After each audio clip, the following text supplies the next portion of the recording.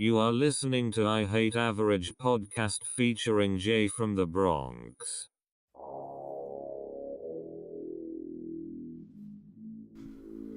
What's going on? I Hate Average podcast. I'm back. Another episode, another week. What can I say? Last week was a lot of fun. It was a little bit different. It was just me ranting about this whole Colin Kaepernick situation with the NFL. I'm still a little upset about it, but you know, got to move on. Another great guest we have Royale from Notorious V.A.G.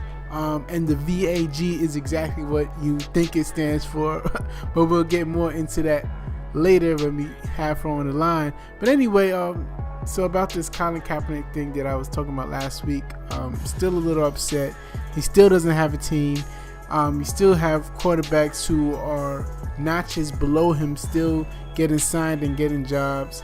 So it's a little disheartening because it's becoming so blatant that he's not getting a team specifically because he chose to stand up against police brutality, which makes it's kind of two-sided because part of me wants to boycott the NFL and try to get people to boycott the NFL, but then you also have to see, okay, if there is a boycott, there are hundreds of black men's jobs is to play in the NFL, so you're gonna basically be taking money out of their pockets to just to basically in our protest to save one guy. So it's a little difficult. It's a little two-sided because the owners, they're billionaires. They're not going to feel the effects of a boycott. They'll be upset about it and they might take action because of it. They might give him a job and won't let him in a place where they know he won't ever play. But I don't think the brunt of it will come on the owners. If there is a boycott, the brunt of it will come on the players, and that's a little disheartening. These guys gave their whole life to a sport, and now we're kind of making them choose between one guy and their livelihood. Of course, you want to make that sacrifice to do the right thing, but a lot of people aren't built for that, and a lot of people aren't in position to tell these guys to do it because we're not in the position to lose millions of dollars, right? Let's say, God forbid, we boycott something and we lose our couple $1,000 jobs. That's a lot different than losing millions and millions of dollars and you support your whole family. Very, very interesting conversation, very, very interesting situation that I'm definitely gonna always probably for this whole NFL season probably gonna have something to say about it until he gets a team. But anyway, on a lighter note, I have Royale here from Notorious V.A.G. We got into some cool conversation about just the business aspect of grooming and the beauty business.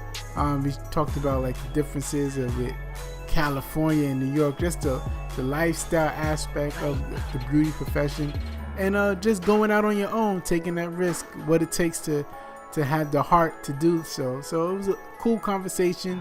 Hope you guys enjoy it. Here it is, Royale from Notorious V.A.G.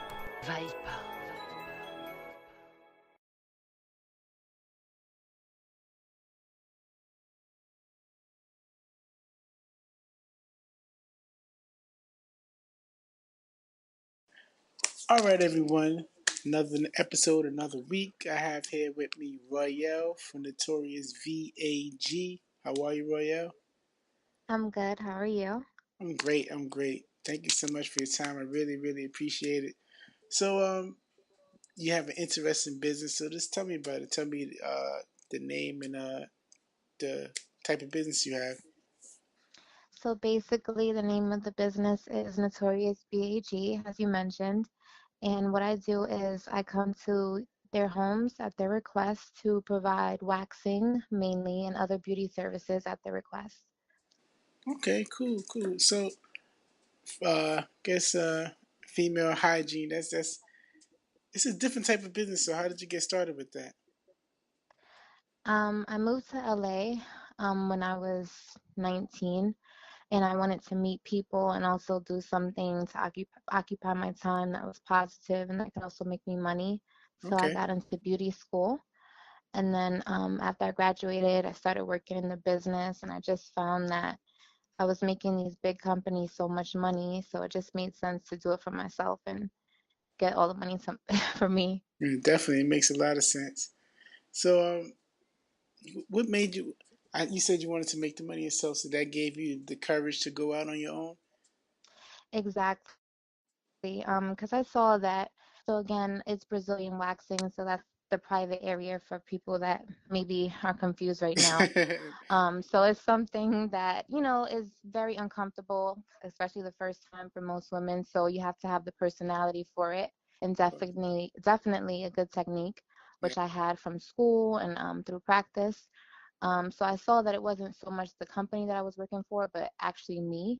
So Yeah. that's what gave me the confidence and the repeat business. And actually, my clients are the one that encouraged me to get into business for myself. Okay, that's great. So, what are some of the? Um, I guess you have a lot of word of mouth clients, but I guess people who you let them know about your business. What's some of the excuses that they might give you about? Because it is something that's a little private. So, what's some of the excuses that you heard when telling people Oh, about your business? they say that it's going to be too painful, which is crazy because most of my clients are mothers. So I'm like, if you could push a child out of you, you can definitely handle a 15-minute wax. Like, Of you'll be course, fine. yeah, The cost, because it does cost a little bit more than a razor, obviously, but it lasts a lot longer. So it does come out to be more cost effective in the end. okay, And those are pretty much the top two excuses that you hear. okay. So, what are some of the after you do get the clients or returning clients? What's some of the challenges that you faced since starting this business? Especially for women of color, because again, I started in California, so it was a completely different market. Okay, Pretty much out there, everyone is concerned about their physical appearance. Unlike in New York, people are concerned about how they look, but people actually have lives, they work, we're a little bit busier. definitely. So after I get the client, so again, in New York, they're not really used to doing this. So the biggest challenge that I face in the beginning is getting clients to stay consistent because it can be Okay, very tempting to shave. It is a transition. So true. just encouraging them, continuing to educate them, telling them why waxing is a lot better for their skin. That's definitely a challenge, but they definitely prefer it and don't want to go back to shaving once they start, but it is a temptation because that's what they're used to. Of course, and plus, New York is not always beach weather like California, so I guess Exactly. You want to keep hair possible here in New York once it gets cold, definitely. yeah, definitely. So, where do you see in taking the business? Do you want to continue doing the home services, or do you see yourself doing like a store, brick and mortar store? I would love to have a store eventually. Right now, um, building my brand as much as I can is definitely a priority. That way I can afford to rent a space because that's why I like to do my business this way. It's cost effective for me. I don't have to worry about paying a rent. Of And also course, for my clients because their comfort is the most important thing to me. So sometimes half of the battle is getting there when it comes to beauty services because again in New York we have a lot of things to do. So yeah, I like doing it the way I'm doing it now, but definitely in a couple of years I see myself having my own store. okay. So, all right, for you, as a woman, when you first, had the ad, not to do it for people, when you first got your first service done, you didn't have any butterflies, you wasn't nervous or anything. That experience is crazy. I was 16 years old, my first time getting a wax for myself, and my best friend went with me. She was like in the room holding my hand. It was crazy. It was like in Washington Heights in the nail salon, which is like the most unsanitary place, by the way, Yeah. to get that done. Yeah. But it was When she was crazy. young, So you didn't know. You didn't know. I didn't know any better, but now I know. Yeah. So after that, did you, say this is what I want to continue doing for myself and letting other people know about it? Right. It's something that you have to want to do for yourself. Again, it's not everyone's preference. Some people do prefer to have hair, but I feel like skincare was my main foundation when I first got into school. Before I got into waxing, I cared about facials and just how the skin was in general. So the health of your skin is always most important to me. So even my first experience, like I said, was in the nail salon. It wasn't the most sanitary, and they used what we call a soft wax. So it was Okay. very harsh on my skin. It took off the first layer of skin with that paper they use, like Out. with the eyebrows. Out. Exactly. So now, for myself and for my clients, I use a hard wax. That's a lot safer for your skin, keeping the skincare in mind. Okay, definitely, definitely important. Of course, you don't want to hurt nobody. So, Right. so why do you think like people have like a difficulty making any kind of skin or self care and importance? Why do people have such a difficult time with that? I think it's all about what you're exposed to coming up.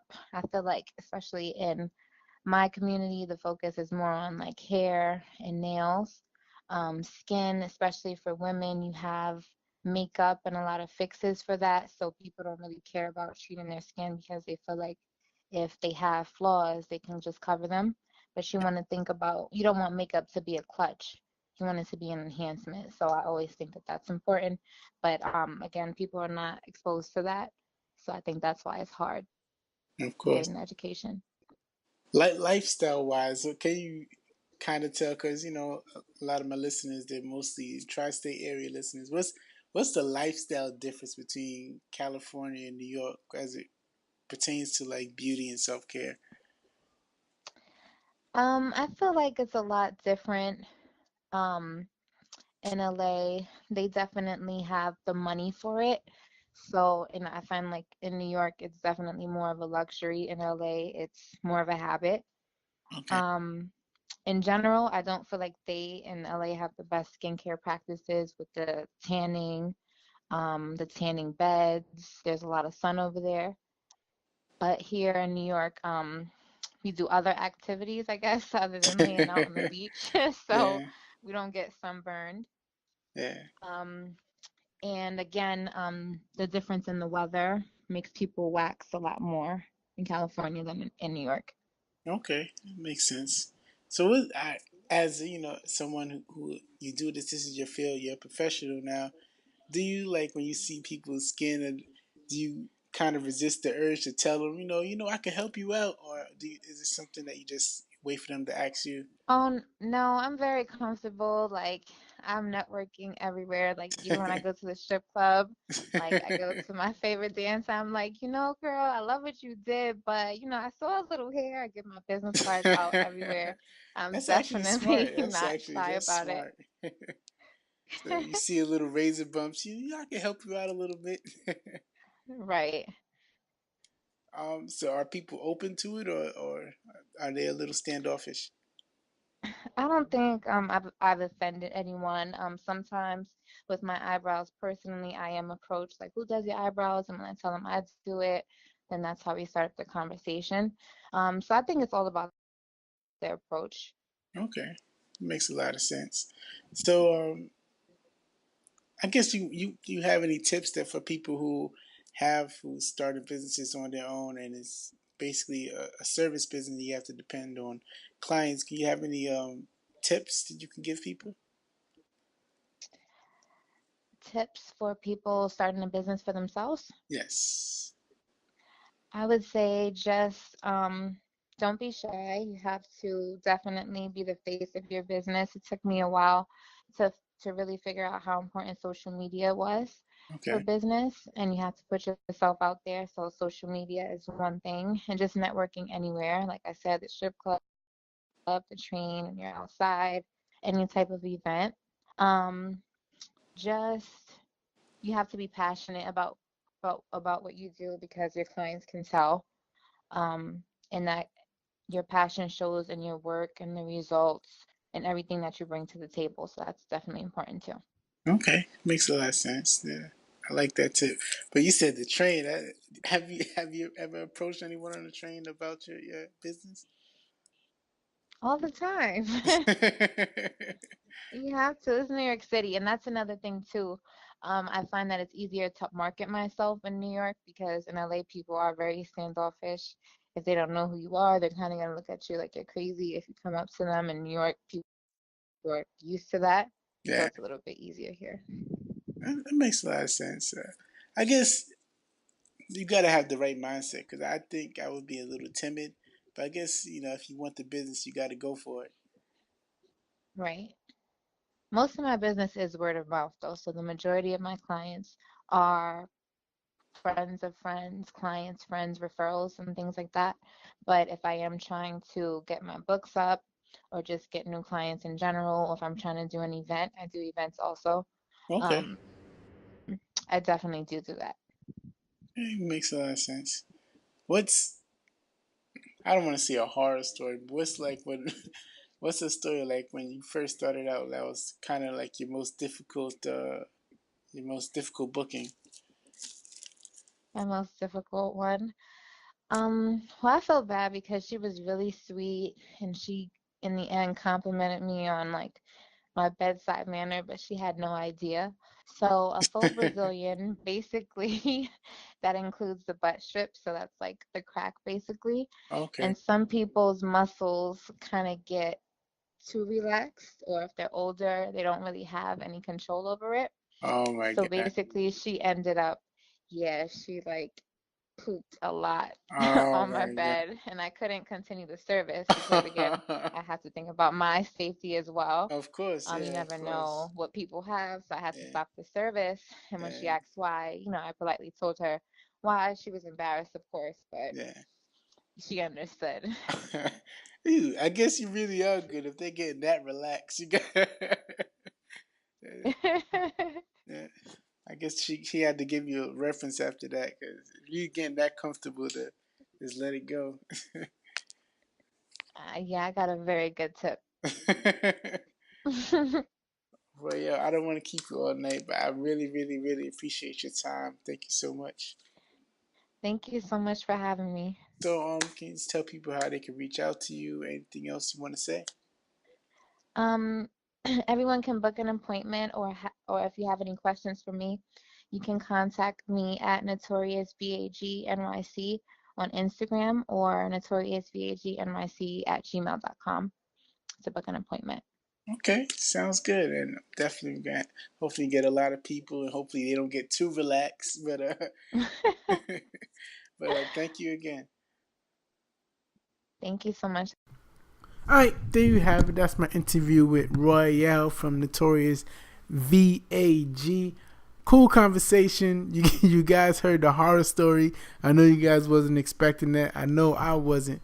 But it's cool to have different perspectives on people's lives. This is I Hate Average podcast, so of course we're gonna have a different type of conversation every week with different type of people, and this was fun.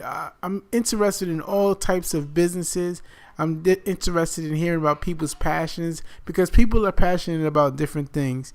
Me, I'm a sports guy, so you might hear me talk about sports. Sometimes that's my passion, but people are passionate about different things. People are passionate about books. People are passionate about fishing, and I'm interested in just talking to people who are passionate about what they do, and just to get different stories. Cause this is not an average podcast. So thank you guys for your continued support. Thank you for all of your social media inquiries. Also, if you check out my Instagram, I have a link on my bio. You can also email me for the link j@averagej.com. I want to get more people. Usually, what I do, I've been having people for the past year who I've been connected to, some kind of connection or a connection from someone I'm connected to. So I want to have open it up so I can get different people who I don't know, I have no network with. So I wanted to open it up to have people on the show who want to share their brands or you want to debate certain topics with me. So you could go on my Instagram and click the link in my bio and you can fill out the form to get on the show, or you can email me j@averagej.com and I can send you the link for the form to get you on the show. it's gonna be fun, man. This is gonna be for the rest of the summer. I'm gonna do that for August and September just to get different types of guests. Then in October we'll be back at it with my scheduled guests already. So thank you guys for your continued support. I gave you the email already, the social media, I Hate Average Podcast, my Snapchat, I Hate Average JAY, and I'll talk to you guys next week.